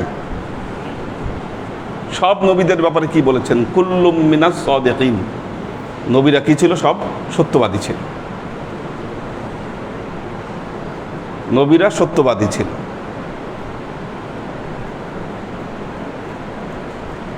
আমরা বলি ইব্রাহিম আলাইহিস সালাম মিথ্যা কথা কইছে, মিথ্যা কথা কেন বলতে হবে ভাই? আর এটা যদি বলেন কোরআন যাকে সত্যবাদী হিসাবে স্বীকৃতি দিয়েছে, আমরা তাকে মিথ্যাবাদী বানাবো কেন? হ্যাঁ থাক না, ওটা গ্রহণযোগ্য না, ওটা গ্রহণযোগ্য না। কোরআনে যেখানে বলে দিয়েছে সত্যবাদী, উনি বলেছেন ইন্নী সাকিম, উনি কি ওই সময় অসুস্থ থাকতে পারেন না? অবশ্যই অসুস্থ ছিলেন, এটাই আমাদেরকে মানতে হবে, যেহেতু কোরআন বলছে যে না তিনি সত্যবাদী। এখন আপনি কেন জোর করে তাকে মিথ্যাবাদী বানাবেন? যদি বর্ণনাও থাকে, এগুলো গ্রহণযোগ্য না আমাদের কাছে। যে কোনোই থাকতে পারে, যে অর্থেই সাকিম বলেছেন, সত্য বলেছেন, তিনি সত্য বলেছেন। ফাওয়াকাজা মুসা, মুসা আলাইহিস সালাম কিপ্তি বংশীয় একজনকে ঘুষি মারলেন, মরে গেল, এই জন্য তিনি হত্যাকারী ছিলেন। এটা কোনো যুক্তি? তাহলে যে যুদ্ধ হওয়াতে যারা নিহত হতো, তো ওইটা কি তাহলে হত্যার পাপ হতো না? এই জন্য পাপী ছিলেন, নাউজুবিল্লাহ। এই সমস্ত ঠুনকো যুক্তি,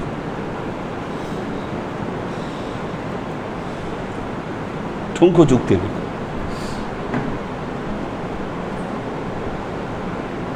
আল্লাহর আশিক ও সালেক বৃন্দ, দেখুন কোরআন এক অক্ষত সম্পদ আমাদের কাছে।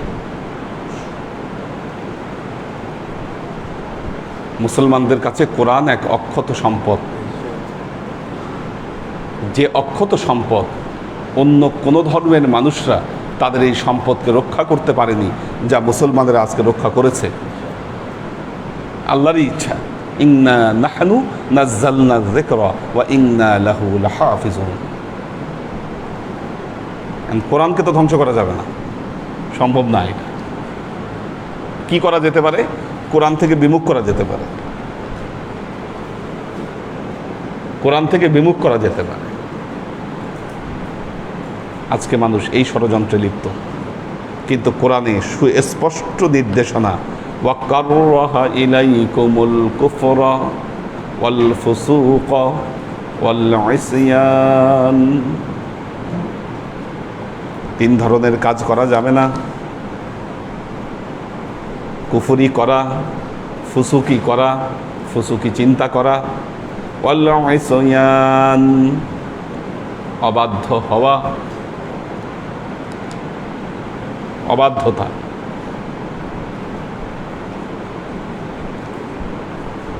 আল্লাহর আশিক ও সালেহ বৃন্দ,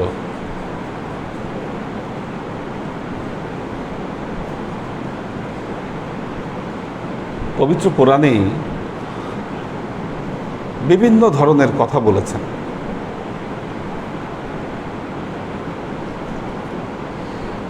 কিন্তু যে কথাগুলো আল্লাহ বলেছেন যে করো এবং করিও না, করো এবং করিও না, এই কথার বাইরে যদি আপনি যান, কি মনে রাখবেন, অল ইসয়ান, আপনি নবীকে, আপনি নবীর অবাধ্যতায় আপনি লিপ্ত হলেন। মারাত্মক ব্যাপার।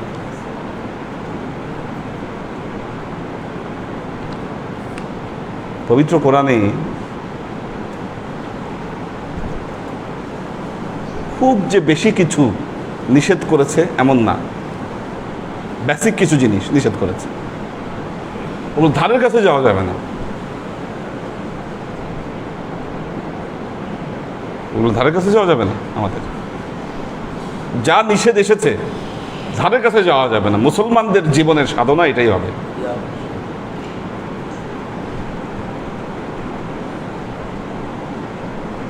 মদ খেতে নিষেধ করেছে, মদ খেতে নিষেধ করেছে, খামার নিষেধ করেছে, এর ধারের কাছে যাওয়া যাবে না, গেলে আপনার ক্ষতি হবে।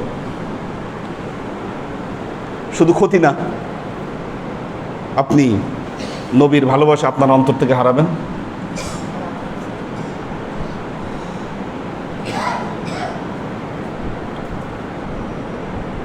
বাউলরা বলে গাঁজা খাইলে নাকি এশক বেশি আসে, ধ্যান ভালো হয়, ওরা যে ধ্যান করে এগুলো নাকি ভালো হয়, এজন্য খাই ওগুলা ওরা।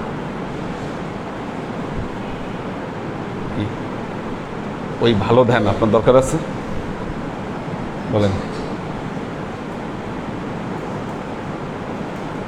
না, ওরা নাকি ভাবের জগতে হাবুডুবু খায় তখন, যেটা নর্মালি হয় না।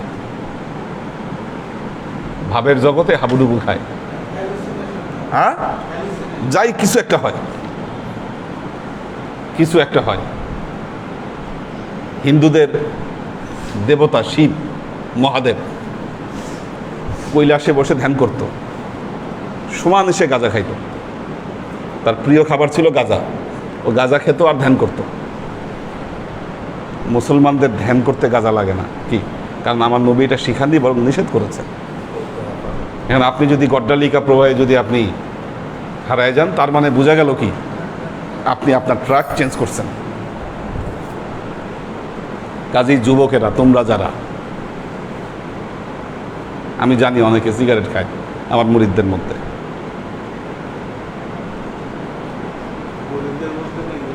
হ্যাঁ,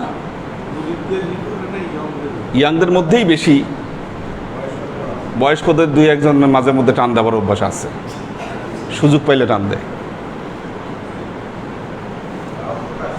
হ্যাঁ, সুযোগ পাইলে টান দেয়।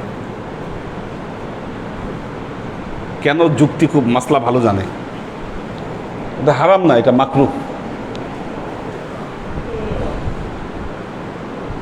ফতোয়া আপনি দিয়ে দিয়েছেন, হারাম না, এটা মাকরুহ।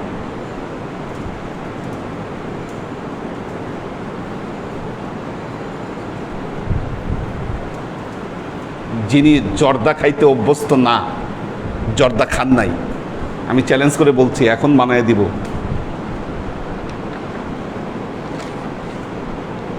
খাই দেখেন কি অবস্থাটা হয়।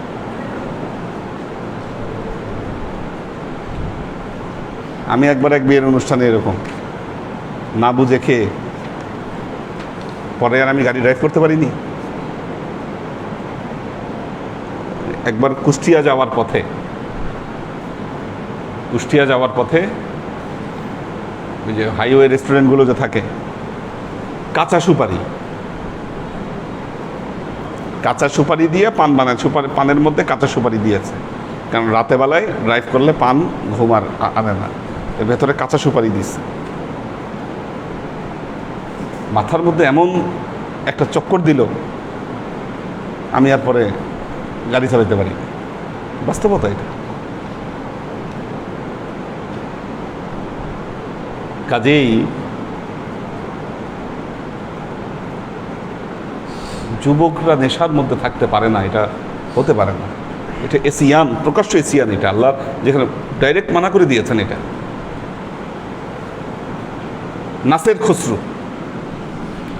নাসের খসরুর নাম শুনেছেন আপনারা, শুনবেন বা হয়তো শুনেননি। নাসের খসরু হচ্ছে ইসমাইলিয়া শিয়া, যারা তাদের ইমাম ছিলেন নাসের খসরু। ইসমাইলিয়া শিয়া ইসমাইলিয়া। বর্তমান ইমাম হচ্ছে আগা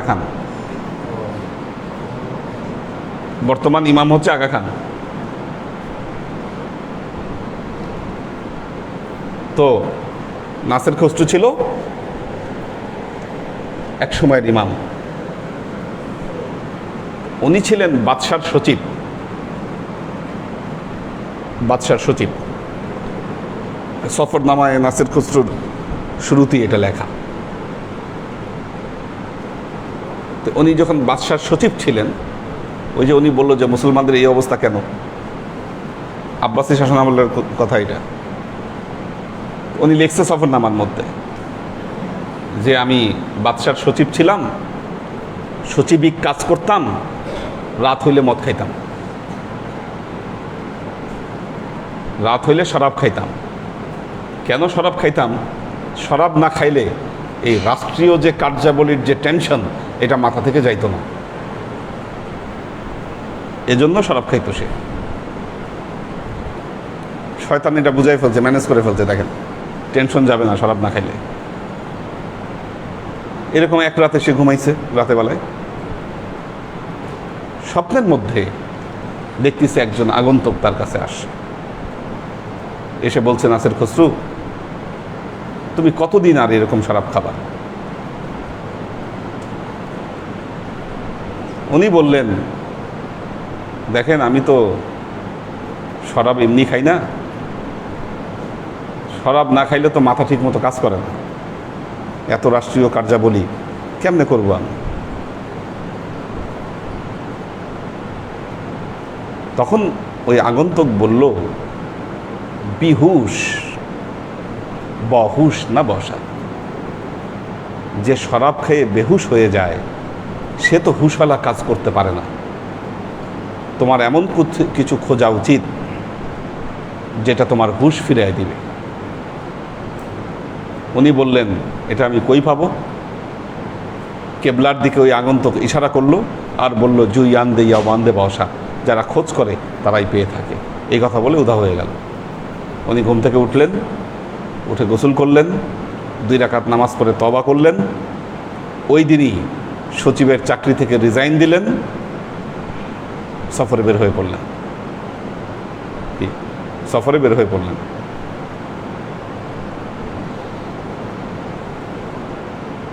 ছাড়লে জীবন এভাবে ছাড়তে হবে,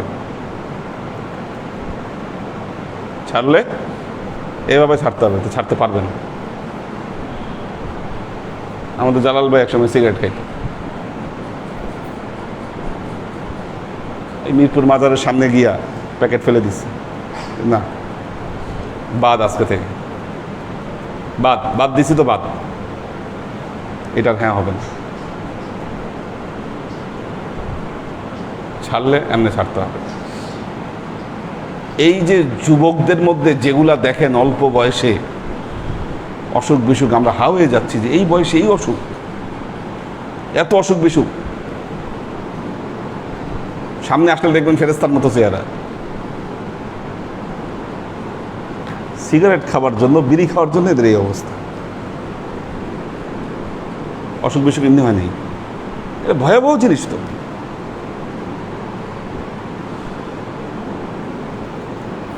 এসিয়ান ইহকালও নষ্ট করবে আপনার, পরকালও শেষ করে দিবে। দুই কালই আপনার শেষ করবে এই জিনিস। আরও আছে, আরও বলবো ইনশাল্লাহ। এই আয়াত এখনো শেষ হয়নি, 3 নম্বর অবস্থায় আছে। তা আপনি নিজেকে দাবি করবেন আপনি আশিকের রাসূল, আর এইদিকে আপনি বিড়ি খাবেন, কি এইরকম আশিকের রাসূল দিয়ে কোনো কাজ হবে না। এরকম আশিকে, হ্যাঁ অবশ্যই হারাম, সম্পূর্ণ হারাম। যেই সিগারেটের প্যাকেটের উপর গলার ক্যান্সার এগুলার ছবি দেয় এবং লেখা থাকে যে কি ধূমপান মৃত্যুর জন্য ঝুঁকি নাকি, স্বাস্থ্যের জন্য ক্ষতিকর। হ্যাঁ না, এখন কি মৃত্যুর ঝুঁকি আনে বা এই ধরনের একটা কথা লেখা থাকে। ধূমপান মৃত্যু ঘটায়, এটা আইন করছে লেখার জন্য, এটা আইনত লিখতে হবে, এটা ধূমপান মৃত্যু ঘটায়। এটা লেখা সত্ত্বেও কিভাবে এটা বৈধ হয়? বৈধ, এটা বৈধতার কোনো সুযোগ নেই। শুধু ধূমপান নয়, ধূমপান একটা উদাহরণ দিলাম মাত্র, সকল ধরনের মাদক আপনার জন্য হারাম। কুল্লু বলতে হবে। কুল্লু, কুল্লু মুস্কুল। হ্যাঁ কুল্লু মুস্কারুন খামর। তো এই মুস্কার যেটা, এটাকে জীবন থেকে বাদ দিতে হবে। এটা একটা বললাম মাত্র। আল্লাহ আমাদেরকে হেফাজত করুন। এই সমস্ত তামাক খাওয়া, সিগারেট খাওয়া, বিড়ি খাওয়া মুসলমান দিয়া ইসলামের কোনো ফায়দা হবে না। কি? পীরের দরবারে আসেন, ক্লাস করেন, বাইরে হয়ে গিয়ে আপনি বিড়ি খান, আফসোস আপনার জন্য। হ্যাঁ একই কথা, একই কথা। হ্যাঁ আরও খারাপ এটা। গুল লাগাই দেবে। হ্যাঁ গুল গুল। গুল তো সেম কেস, গুলটা তো একই জিনিস তো। আমি যদি এখন এখানে গুল ইউজ করি, উঠে যেতে পারবো না তো, উঠে যাওয়া সম্ভব না। এই যে আগে ছোটবেলায় ওই যে আমাদের এখানে সালেক থাকতো, যে সে দুষ্টমি করে গুল দিয়ে দিত। হ্যাঁ এখন সে দুষ্টমি করে গুল দিয়ে দিত, ওটা দিলেই তো মানে তামাক পাতা থেকে হয়। হ্যাঁ সেম জিনিস, যে ফরমেশনেই হোক না কেন। মা বোনেরা অনেকেই আছেন তামাক জর্দায় অভ্যস্ত, তামাক জর্দায় অভ্যস্ত, পানের সাথে। হ্যাঁ ফলাফল একই দাঁড়াবে, কার্যকর একই হবে, ঠিক আছে। কাজেই তামাক খাওয়া, বেহুশ, নেশাখোর, কি গাঁজাখোর, ট্যাবলেট খোর, ট্যাবলেটও খায় অনেকে। মনে রাখবেন ধ্বংস অনিবার্য এগুলোর কারণে, ধ্বংস অনিবার্য। কাজে সময় আছে, এখনো ছাড়েন। আল্লাহর আশিক ও সালেহিন। দেখি মিলাদ, কার মিলাদ? আচ্ছা হ্যাঁ হ্যাঁ বলেছে।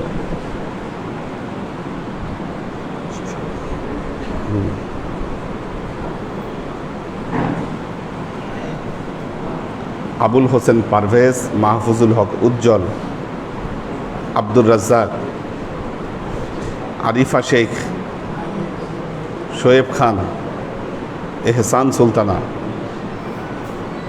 আবির আহমেদ আরিয়ান, আবির আহমেদ কলকাতা থেকে, একে আজাদ, কোরবান আলী মালয়েশিয়া থেকে, জেসি চৌধুরী ইতি, ওয়াসিব আহমেদ জনি, সুমাইয়া নুহিন দিশা, মোহাম্মদ আলাউদ্দিন,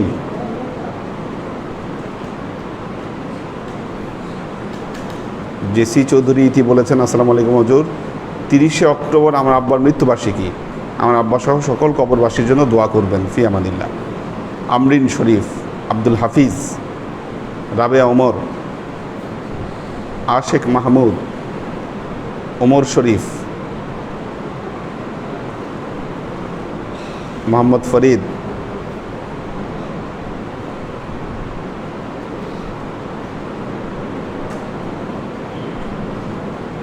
রাবে ওমর বলেছেন, হুজুর আমার আম্মুর শারীরিক অবস্থার উন্নতি হচ্ছে না, উনি আরও বেশি অসুস্থ হয়ে পড়েছেন, আমাদের জন্য দোয়া করবেন, আমার মায়ের জন্য খাসভাবে দোয়া করবেন, আল্লাহ যেন এই বিপদ থেকে মুক্তি দেন, আমিন।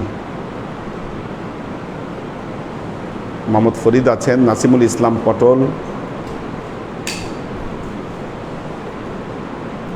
Maksud Omar, H K Hanif, Sunshine Flora, Popiara Zaman Sumi, Mahfuzul Haque Ujjal, Mohammad Titu Khan, Ashiqur Rahman Mustajir, Sajjad Rahman, Kawsar Alam Alal, Abdus Sattar, Luna Tabassum Lubna, Mohammad Kabir, Jahangir Alam,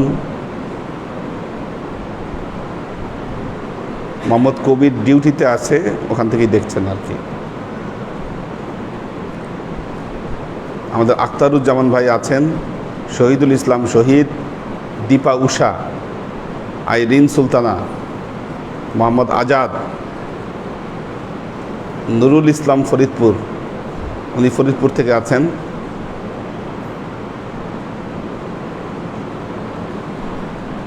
সুলতান মামুন একটি প্রশ্ন করেছেন, আসসালামু আলাইকুম হুজুর, আমার একটা প্রশ্ন হলো, মহিলাদের পায়ের পাতা বেরিয়ে থাকলে নামাজ হবে কি না?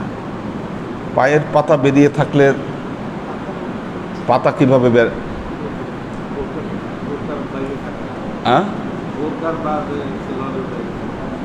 না না, এতটুকুতে সমস্যা নাই, পায়ের পাতার জন্য সমস্যা, হ্যাঁ উপর দিয়ার কোনো একটা সমস্যা হবে না। কারণ হচ্ছে মহিলাদের তো প্রথমত হচ্ছে ঘরে নামাজ পড়ার নির্দেশ দেওয়া হয়েছে, তো ঘরের ভেতরে যখন তিনি নামাজ পড়বেন তখন তো অবশ্যই তিনি মুহরিমদের সামনেই নামাজ পড়বেন। মাসলা যদি এরকম হয়,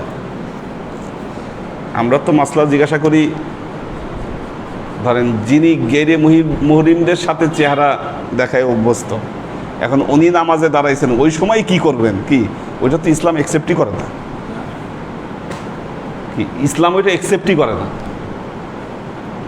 একজন মেয়ে তিনি গেরে মুহরিমদের সাথে চেহারা দেখাচ্ছেন, এরপর নামাজের মাসলা জিজ্ঞাসা করতেছেন যে কদ্দূর ঢাকতে হবে বা কী করতে হবে, এটা তো অ্যাকসেপ্টেবলই না ওটা। আর ঘরে যেখানে তিনি নামাজ পড়তেছেন মুহরিমদের মধ্যে, সেখানে তো আপনার পায়ের পাতা ঢাকার কোনো প্রশ্ন নাই, বুঝছেন না? যতটুকু সতর না ঢাকলেই না। হ্যাঁ, এই আর কি, এই অবস্থায় রাইট, আপনারা একটু সরেন, বাজারে যাবে, ঠিক কথা বলছেন।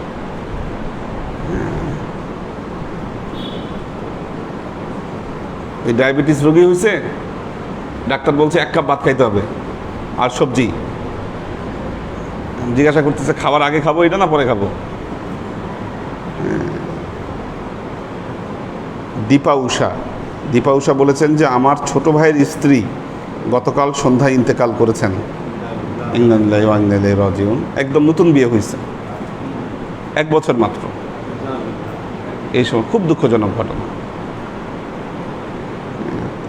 এটা মেনে নেওয়াটা কঠিন।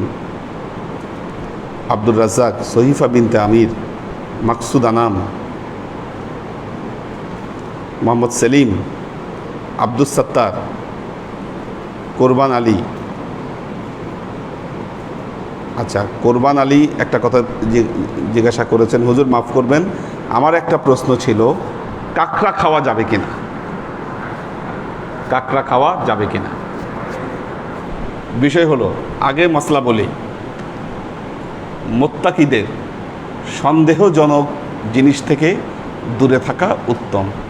কাঁকড়ার ব্যাপারে 2টো মত খুব শক্তিশালীভাবে পাওয়া যায়। একদল বলেছেন কাঁকড়া হারাম, তার কারণ কাঁকড়া হাত দিয়ে খায়, এই কারণে কাঁকড়া হারাম। যদি হাত দিয়ে খেয়ে থাকে কাঁকড়া, অবশ্যই সেটা হারাম। আরেক দল বলেছে মাকরু, আরেক দল মাকরু বলেছে, এই জন্য এটা না খাওয়াই উত্তম। এটাকে পরিত্যাগ, কী দরকার আছে? কাঁকড়ার চেয়ে চিংড়ি অনেক টেস্টি, চিংড়ি খান। কাঁকড়া কি খায়? কাঁকড়া ফালানো যায়, এটা ম্যাক্সিমামই ফালানো যায়। মানুষ হয়তো শখে খায়, ওই যারা কাঁকড়া খায় বলে খুব টেস্ট। হ্যাঁ, ব্যথা কমার কি আর কিছু নাই? ব্যথা কমার, হ্যাঁ হ্যাঁ, ব্যথা কমার বহু জিনিস আছে, আপনি সেটা খান। হিমালয়ে পাহাড়ি অঞ্চলে যখন পশ্চিমারা যায়, ওরা ওয়াইন খায়। ওয়াইন কেন? ওয়াইন খেলে শরীর গরম থাকে। বরফের দেশে গেলে ওরা ওয়াইন খায়, ওয়াইন খেলে শরীর গরম থাকে। ওয়াইনের চেয়ে শক্তিশালী জিনিস আছে, রসুনের রসুনের স্যুপ, ওখানে ওরাই বানায়, ওই পাহাড়ি অঞ্চলেই বানায়। এটা খেয়ে ওই ঋষি মণি যোগীরা ঘন্টার পর ঘন্টা খালি গায়ে ধ্যান করতে পারে, সমস্যা হয় না। আর ওই যে হানি দিয়ে একটা টি আছে, ওইটাও আছে একটা জিনিস, খুব মধু দিয়ে ওরা টি বানায়, নামটা ভুলে গেলাম, কী টি জানি ওটার নাম। তো অল্টারনেটিভ অনেক কিছু আছে। শয়তানি এগুলো যুক্তি দেয়, ব্যথা কমে। আমি তো জীবনে প্রথম শুনলাম এটা, কাঁকড়া খাইলে ব্যথা কমে। আপনারা শুনছেন কিনা আমি জানি না। এই মশালা জীবনে প্রথম শুনলাম, কাঁকড়া খায় ব্যথা কমে। তাই তো মানুষ দলে দলে কাঁকড়া খাইতো, ঠিক না? আল্লাহ, নাজিমুদ্দিন ভাইয়ের ফ্যামিলি আছেন, আল্লাহ সবাইকে কবুল করুন। সবাই সূরা ফাতিহা 7 বার, সূরা ইখলাস 9 বার, দরুদ শরীফ 11 বার।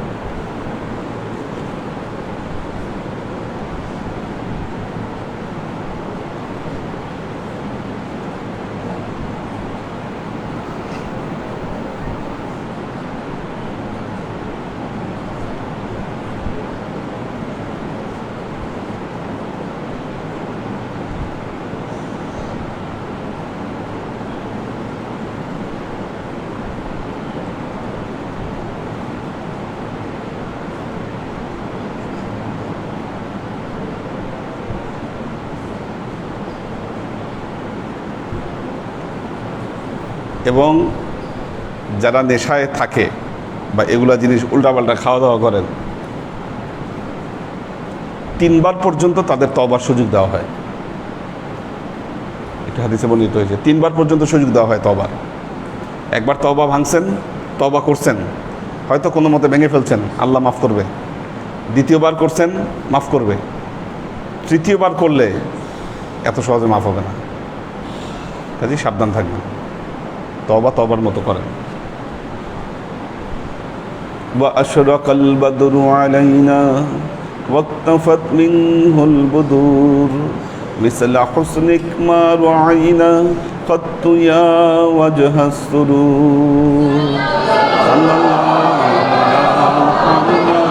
صلى الله عليه وسلم صلى الله على محمد صلى الله عليه وسلم صلى الله على محمد صلى الله عليه وسلم يا حبيبي يا محمد يا عروس الخافقين يا مؤيد يا ممجد يا إمام القبلتين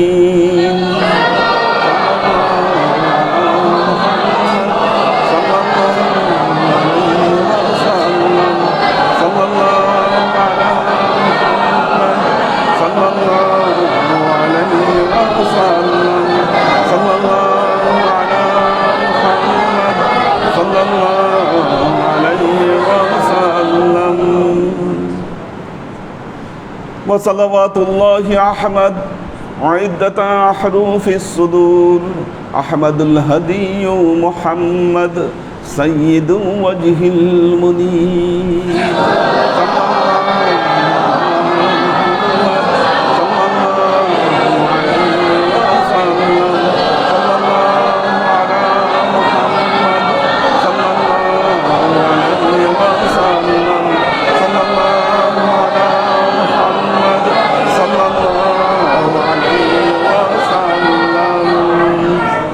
بلغ العلا بكماله كشف الدجى بجماله حسنت جميع خصاله صلوا عليه وآله سلموا يا قوم بر صلوا على صدر الأمين مصطفى ما جاء إلا رحمة للعالمين اللهم آمين اللهم صل على محمد وعلى آل محمد كما صليت على إبراهيم وعلى آل إبراهيم إنك حميد مجيد اللهم بارك على محمد وعلى آل محمد كما باركت على إبراهيم وعلى آل إبراهيم إنك حميد مجيد ربنا ظلمنا أنفسنا وإن لم تغفر لنا وترحمنا لنكونن من الخاسرين ربنا آتنا في الدنيا حسنة وفي الآخرة حسنة وقنا عذاب النار ربنا لا تزغ قلوبنا بعد إذ هديتنا وهب لنا من لدنك رحمة إنك أنت الوهاب اللهم إنك عفو تحب العفو فاعف عني يا غفور الرحيم الودود اللهم نور قلوبنا بنور الإيمان ونور قلوبنا بنور الإسلام ونور قلوبنا بنور الإحسان وزين أخلاقنا بنور محمد صلى الله عليه وسلم اللهم إنا نسألك علما نافعا رزقا واسعا عملا مقبولا شفاء من كل داء قلبا خاشعا ذهنا ذاكرا إيمانا كاملا توبة قبل الموت راحة عند الموت ونزاة بعد الموت اللهم إنا نسألك رحمتك في كل درجة فلاح في كل أمر ونعوذ بك من الشرك والشك والنفاق والبدعة ومن كل وسوسة الشيطان يا الله يا رحمن يا مالك আল্লাহ আমরা এতক্ষণ তোমার দরবারে যে সমস্ত আমলগুলোকে উপস্থাপন করলাম ত্রুটি মুক্তভাবে এই আমলগুলোকে তুমি আমাদের তরফ থেকে কবুল করে নাও তুমি আমলের যাজা আমাদের প্রিয় নবী হজরত মোহাম্মদ মুস্তফা সাল্লাল্লাহু আলাইহি ওয়াসাল্লামের কাছে পৌঁছে দাও আল্লাহ আমাদের নবীর পরিবারবর্গের কাছে তুমি এর যাজাকে পৌঁছে দাও এই দুনিয়ার সমস্ত আম্বিয়াই কেরাম সাহাবাই কেরাম তাবা আইন তাবে আইন ওয়ালি আউলিয়া গাউস কুতুব আমাদের মা বাবা ভাই বোন আত্মীয় স্বজন এই দরবার থেকে যত পীর ভাই বোন চলে গেছে সবার রূহে আল্লাহ তুমি এর যাজাকে পৌঁছে দাও তুমি তোমার হাবিবের উসিলায় আমাদের সবাইকে কবুল ক্ষমা করে দাও বিশেষ করে আল্লাহ আজকে আমরা যার জন্য এই মিলাদ মাহফিলের আয়োজন করলাম আল্লাহ তুমি তোমার এই বান্দাকে তুমি কবুল করে নাও তুমি তার পূর্বাপর সমস্ত ত্রুটি বিচ্যুতিকে তুমি মাফ করে দাও আল্লাহ জান্নাতে তোমার নেককার বান্দাদের মধ্যে আল্লাহ তুমি তাকে স্থান দাও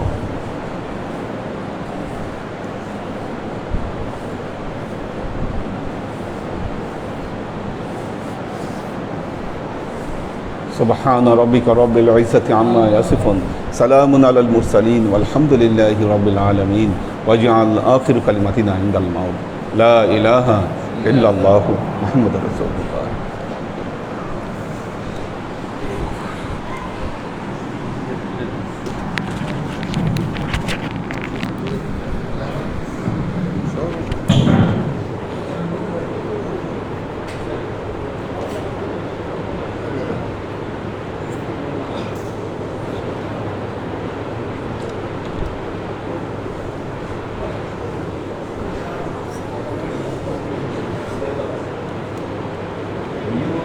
দাও